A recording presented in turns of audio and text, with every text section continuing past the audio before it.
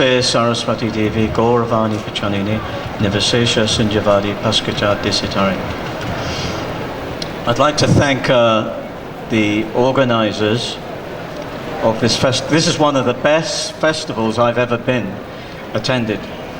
And I'd like to thank Gopal Krishna Maharaj in particular, because I remember that when my wife and I first came to India, he engaged us in the service of Krishna Balaram Mandir. When the temple was newly opened, they had boxes and boxes of brochures, and they had no guests. And the guest house was meant to support financially the temple. So Gopal Krishna Maharaj sent my wife and I to Delhi and Agra to visit all the travel agents, and unbeknown to me, then later in my devotional career I would become an ISKCON travel agent. But in any case, Prabhupada wanted that when foreigners, in particular devotees, come to India, that they weren't discouraged by, you know, very basic accommodation. They used to have these, I don't know the name of it, but they used to have these kind of very basic beds with kind of like a rope, cot, choki.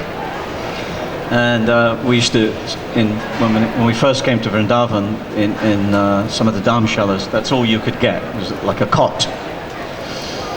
And they were very uncomfortable. I mean, they could support the weight of your body. In any case, so, you know, in looking back, what Sarabi and the crew had done here was even in those days, 1975, that was luxury. What was here, Krishna Balaram Mandir, the standard was luxury compared to anything around this area. So my service at that time was to propagate and try and get customers to come and stay to support the temple, because there was a lot of outstanding bills.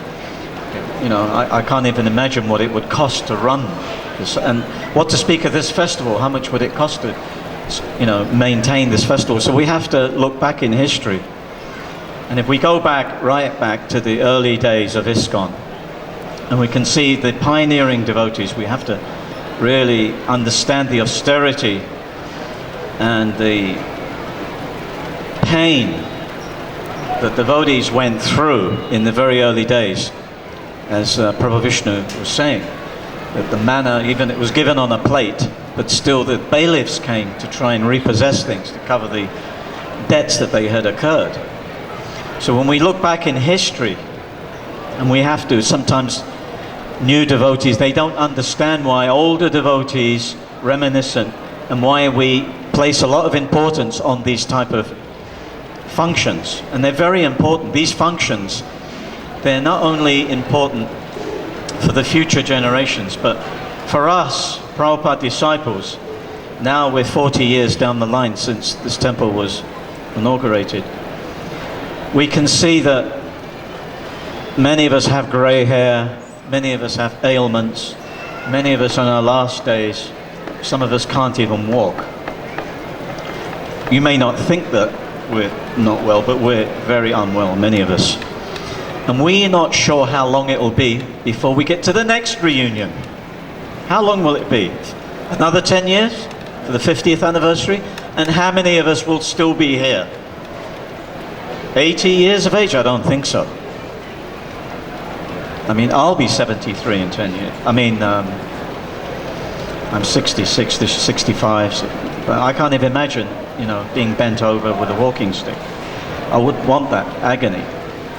So from that point of view, we take note that these memories are a benchmark in history, in Vaishnava history.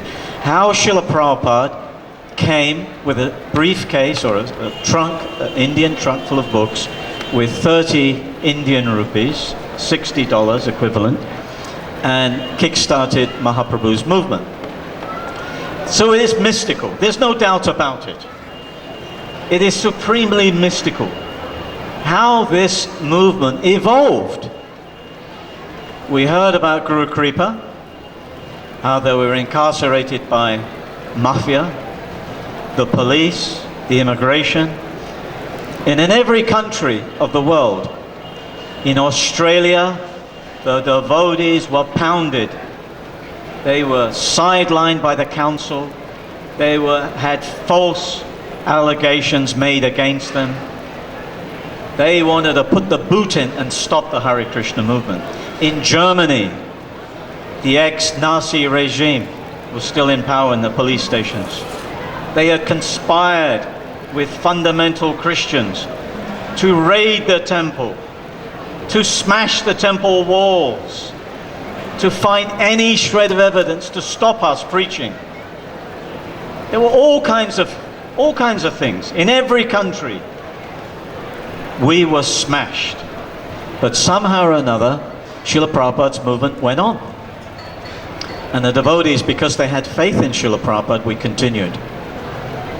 What to speak of the Soviet bloc, the Eastern Bloc countries, where devotees lost their lives, and their children in some cases. We were persecuted like no other contemporary religion. We weren't exactly fed to the lions, but we had many dirty tricks played against us. So that's why these meetings are very important to be recorded, so that it can be told in the future, and the new devotees, the new breed of devotees, can understand what it took. Just like,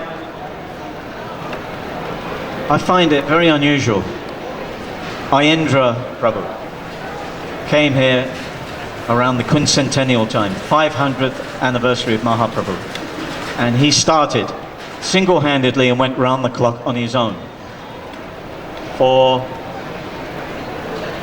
24 years. And he set a very good example when money was very tight, but he became financially independent. And eventually my son, Gopal, after he passed away, took on the responsibility. And today it's a very, very good project, that 24-hour kirtan. Because actually, Prabhupada wanted that 24-hour kirtan program, but it was diminished after some time. And they were just playing a tape recorder. So we can see the austerities. Hello, hello. Hare Krishna.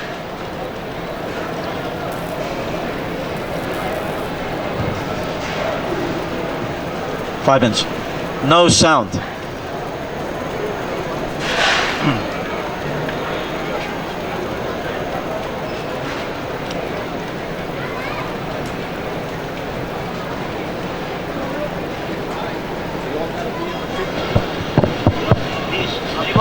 Hare Krishna. Hare Krishna. So it's 5 minutes before the grand photograph is going to be taken.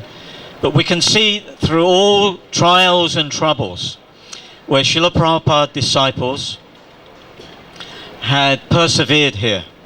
And some of my realizations are in that memorial book that Daiva Shakti gave out to all of us.